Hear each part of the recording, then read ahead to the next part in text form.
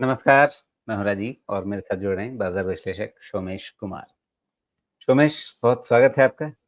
हर तरफ लाली-लाली बिखरी हुई है। आप काली टी-शर्ट पहन कर के आए हैं, लेकिन बाजार में सब तरफ लाली है। लेकिन हमारे चार्ट पे एक लाल रेखा रहती है और आज सेंसेक्स और निफ्टी दोनों उस लाल रेखा से मिल कर के आए हैं। लगभग भेंट मुलाकात हो गई है। तो अब यहाँ पर मैं सीधे-सीधे अपनी ओर से कोई सवाल नहीं पूछ रहा, जो दर्शकों के सवाल हैं और उसी से आज मैं शुरुआत कर लेता हूँ। तो यहाँ पे चलिए, दर्शक ही पूछ रहे हैं, क्या मार्केट अभी और गिरेगा या फिर स्टेबल होगा? देखिए, ऐसा है कि ट्रेंड जब तक एस्टैब्लिश नहीं हो जाए तब तक तो ये नहीं कहा जा सकता कि मार्केट अभी नहीं गिरेगा। लेकिन कुछ चीज़ों का अगर ध्यान रखा जाए, तो ऐसा है कि एक्सट्रीम पेसिमिज़्म में बॉटम बनता है। अभी पता नहीं इतना ही मार्केट गिरा है और लोगों का इंटरेस्ट एकदम खत्म सा हो गया है। इंटरेस्ट अच्छा, खत्म हो वो गया हर है डिप पे खरीदने वाले अभी बचे हैं या सब छुट्टी मनाने चले गए? ट्रेडर्स की तो थोड़ी हालत ख़राब है। और इसमें कुछ मुझे थोड़ा लोकल मार्जिन सिस्टम का भी कुछ तो कंट्रीब्यूशन लग रहा है, जो ब्रोकर से सुनने में आ रहा है। मुझे तो नहीं पता क्योंकि मुझे उसका ज़्यादा डिटेल नहीं रहेगा। लेकिन कुछ डिलीवरी का स्टॉक डीमैट में क्रेडिट करने के मेथड से लेके कुछ बातें हैं जो शायद तकलीफ दे रही हैं और प्लस एक्सपायरी भी आज बैंक निफ्टी होगा ना, लास्ट एक्सपायरी और कल एक थर्सडे है, तो कल जी। निफ्टी का एक्सपायरी रहेगा। तो आज मे बी मुझे लगता है दिलचस्प आज एक दिलचस्प मीम देखने को मिला, जो वीकली बैंक निफ्टी थी, उसके लिए एक ऑबिचुअरी लिखी गई। तो हाँ, आज तो खत्म हो गया, तो मे बी उसने भी थोड़ा प्रेशर डाला हो। तो मेरा ऐसा मानना है कि देखिए, थोड़ा हमने 24,000 4,000 पे 24,400 पे इन्वेस्ट किया। अब 200 डीए में आया है, तो लेकिन ये बाज़ार अगले डेढ़ साल तक कम से कम स्टॉक स्पेसिफिक रहने वाला है। इसलिए जनरल बाइंग का तो के लिए तो सावधान रहिए। तो जी, चाहें यहाँ तो चार्ट पे दर्शकों को 25% बता दें, ये जो लाल लकीर दिख रही है, इसी का ज़िक्र मैं कर रहा था कि इस लाल लकीर से, इस लाली से मुलाकात हो गई है।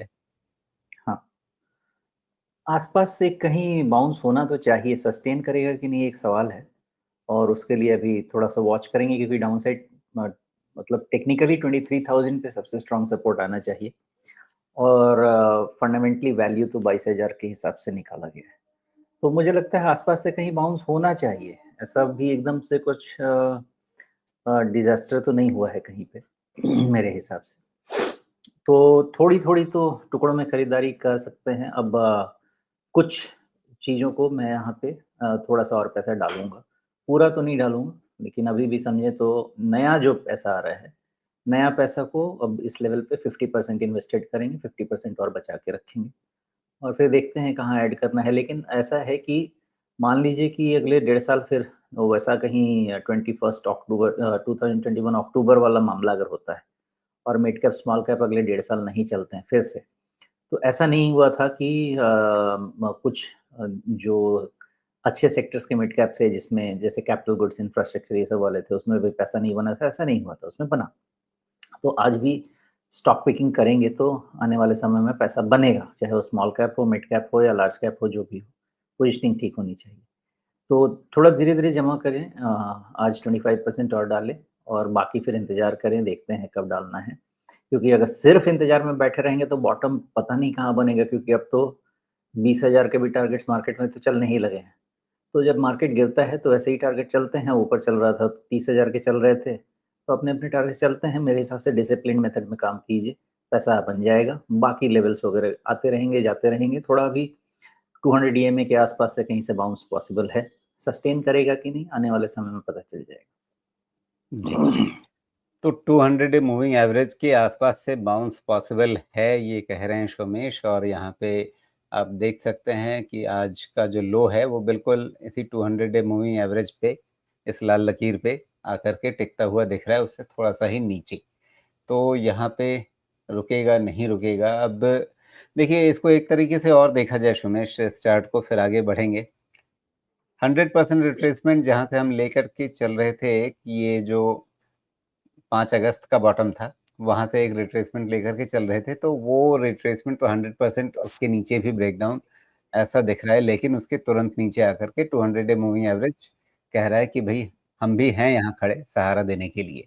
लेकिन अगर रिट्रेसमेंट पे ही वापस हमें फ़ोकस करना हो अगर, तो फिर हमें जाना पड़ेगा ये 4 जून वाली कैंडल पे, उसके नीचे वहाँ जो बॉटम बना था। तो इस रिट्रेसमेंट के हिसाब से आपका 61.8% जो है वो 23,200 के आस-पास आता है, लगभग 23,000 के आस-पास आप कह रहे हैं कि भई इसके नीचे तो वहाँ तक की भी गुंजाइश है और फंडामेंटली 22,000 वगैरह। तो इस रिट्रेसमेंट के हिसाब से सबसे इम्पोर्टेंट मेक और ब्रेक लेवल आपके हिसाब से क्या रहेगा? देखिए, मेक और ब्रेक लेवल अभी निकालना थोड़ा-सा मुश्किल है राजीव जी, क्योंकि मैं तो 23,000 के आसपास के हिसाब से चल रहा हूँ। उसके नीचे का फिर एनालिसिस करना थोड़ा मुश्किल काम है, क्योंकि फिर उसके बाद 21,500, 22,000 ये सब लेवल के अलावा कुछ बात नहीं हो सकती है। एक लो मिलेगा आपको, वही क्या था, जून का लो था ना वो, 21,281, बस वही लो है। और उसके नीचे तो बाज़ार किसी भी हिसाब से नहीं जाना चाहिए, और 22,000 ऐसा लेवल रहेगा जहाँ पे हम फुली इन्वेस्टेड रहेंगे। उसके बाद बाज़ार 20,000 जाता है, 18,000 जाता है, 15,000 जाता है, नहीं मालूम। लेकिन वहाँ पे हम फुली इन्वेस्टेड रहेंगे जहाँ हमको ठीक लगता है। अभी 50% रहेंगे, ये मान के चलेंगे कि ये 200 ईएमए के आस-पास से कहीं से हो सकता है कि एक बाउंस होना शुरू हो। कन्फर्मेशन ट्रेंड शॉर्ट जो जो जो वीक ट्रेंड है ये खत्म होने का कन्फर्मेशन 24,500 के ऊपर ही है, उसके पहले तो नहीं। जी। अच्छा रमेश, अक्सर इंडिविजुअल स्टॉक्स के मामले में मैंने आपको पाया है कि जब तक नीचे बॉटम बन करके वापस ऊपर चलने की कन्फर्मेशन नहीं आ जाती है, तब तक आप ग्रीन सिग्नल नहीं देते हैं। तो अभी तो ये नीचे गिर ही रहा है, अभी हमें नहीं पता कि बॉटम कहाँ बनेगा। तो क्या अभी से खरीदारी शुरू करनी है या यहाँ भी वही फ़ॉर्मूला कि भई एक बार पलटे नीचे तब खरीदना शुरू करेंगे? या इंडेक्स को हम सिर्फ़ एक डायरेक्शन के लिहाज से या एक इंडिकेटिव टूल की तरह से देख रहे हैं और इसके आधार पे हम उन स्टॉक्स पे ध्यान देंगे, जहाँ पे बॉटम बनने और उसके बाद वापस संभलने के थोड़े संकेत बनने शुरू हो गए हों? ट्रेडिंग का मेथड अलग होगा, इन्वेस्टमेंट का अलग। इन्वेस्टमेंट के लिए नए जितने भी अकाउंट्स हैं, 50% इस लेवल पे इन्वेस्टेड रहेंगे, और ऑफ कोर्स किन स्टॉक्स में रहेंगे वो इम्पोर्टेंट है। ट्रेडिंग के लिए ट्रेंड अभी सेल का ही है, सेल ऑन राइज का है। 24,500 के पहले ट्रेडिंग बाय नहीं बनता।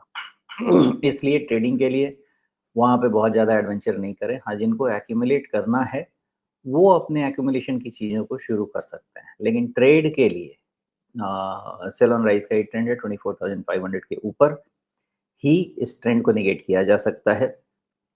मुझे काफ़ी आशा है कि एनी लेवल बिलो 20, क्या नाम, तो नंबर भूल रहा हूँ मैं। एनी लेवल बिलो 23,500 कहीं से भी बाउंस होना चाहिए। लगता तो ऐसा है। होगा कि नहीं, जी। या क्या स्ट्रेस चल रहा है सिस्टम में, ये समझ नहीं आ रहा। मार्जिन का क्या स्ट्रेस चल रहा है वो समझ में नहीं आ रहा। बिकॉज़ थोड़ा सब कुछ कट हुआ है। देखिए, इन्फ्लेशन वाला चक्कर के कारण अब रेट कट थोड़ा पुश हो गया। कॉर्पोरेट प्रॉफ़िट नीचे आ रही है। लेकिन मुझे लगता है कहीं न कहीं जिन चीज़ों के कारण ये चीज़ें नेगेटिव हैं, मतलब जो है गवर्नमेंट स्पेंडिंग, रिटर्न होना चाहिए। क्योंकि मैंने 1-2 बार ये जगह पढ़ा, जहाँ पे गवर्नमेंट अपने केपेक्स टारगेट को मीट करने की बात कर रही है। तो कहीं न कहीं अनाउंसमेंट आएगा। हो सकता है 1-2 महीना लगेगा, और थोड़ा मार्केट हमको सॉफ्ट रहना रहेगा। लेकिन कहीं न कहीं इसकी रिवाइवल के लिए कुछ न कुछ तो ज़रूर आना चाहिए।